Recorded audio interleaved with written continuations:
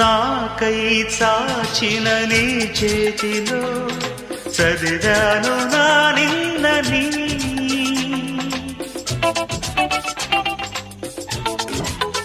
ఓ నాకై చాచిన నీ చేతిలో చదివాను నా నిన్నని.